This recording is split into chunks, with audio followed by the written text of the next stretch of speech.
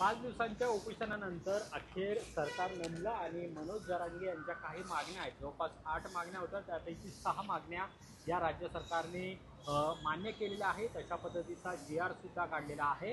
हैदराबाद गॅझेटियरनुसार आता या नोंदणी आहेत की जे प्रमाणपत्र असणार आहेत ते सुद्धा दिले जाणार आहेत असं सांगण्यात आलेलं आहे।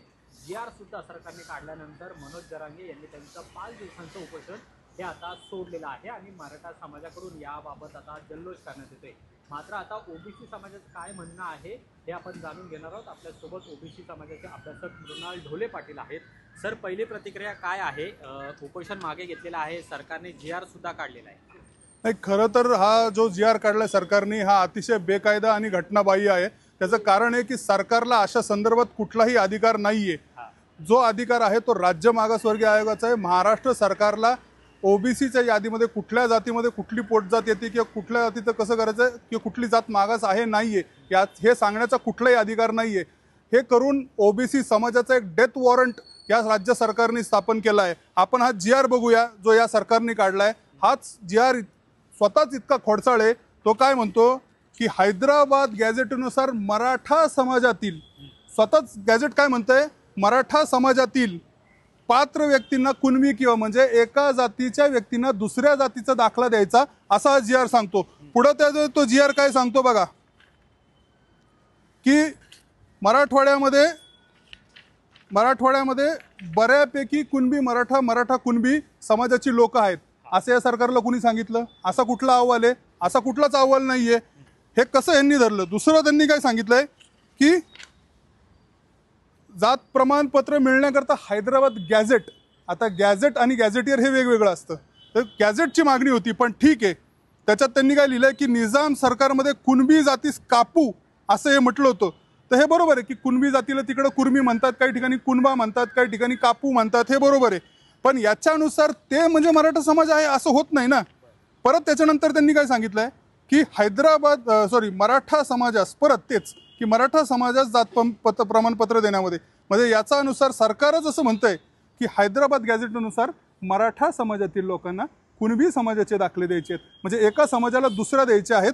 याचा कुठेही अभ्यास नाहीये। याच्यानंतर आपण आहे ना, एक हैदराबादचं गॅझेट आहे, हैदराबाद गॅझेट 1921चं आहे। आता याच्यामध्ये आपण बघूया, जे सरकार म्हणते की हे एक आहेत आणि वेगळे आहेत, हे एक आहेत का वेगळे आहेत हे जरा बघू आपण। याच्यामध्ये अल्फाबेट K मध्ये 28 क्रमांकाची जात ही कुणबी जात आहे, ओके। आणि M मध्ये 28 नंबरची जात ही कुणबी जात आहे हैदराबाद गॅझेटरमध्ये K अल्फाबेटमध्ये। आणि M अल्फाबेटमध्ये बघा इथं 20 नंबरची जी जात आहे ही मराठा आहे। याचा अर्थ हैदराबाद गॅझेटियर हे जे म्हणतात की हैदराबाद गॅझेटियर लागू करा, याच्यामध्ये अतिशय स्पष्ट आहे की मराठा आणि कुणबी वेगवेगळं आहेत। तर त्याच्यामुळं हा जो GR काढलेला हा बेकायदा आहे, हा घटनाबाह्य आहे, हा कोर्टात याच्यात टिकणार नाही आणि असं करून सरकारी ओबीसी समाजाचा घात केलाय। पण मनोज जरांगे यांनी तर आता मागण्या मान्य केलेल्या आहेत, असं अभिनंदन सरकारचं केलेलं आहे। उपोषण सुद्धा त्यांनी मागे घेतलेलं आहे।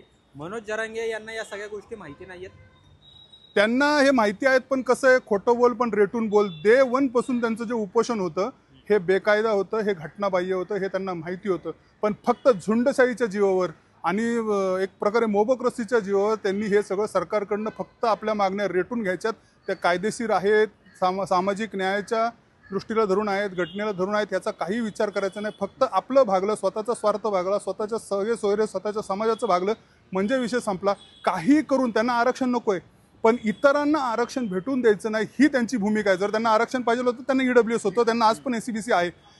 SCBC EWS घेणार नाहीत हे त्यांनी लिहून दिलंय का?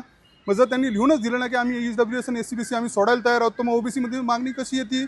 मग हेच डे 1 पासून त्यांची मागणी ही बेकायदा होती, घटनाबाह्य होती। आत्ता जरी ते मला हे सांगायचं की जरी ते युद्धात जिंकले असतील तर ते तहात हारणार आहेत, हे जरी सरकारकडनं ते जिंकले असतील मोबोक्रेसीमध्ये, तरीही कोर्टात हे टिकणार नाही। आम्ही निश्चित कोर्टात जाणार।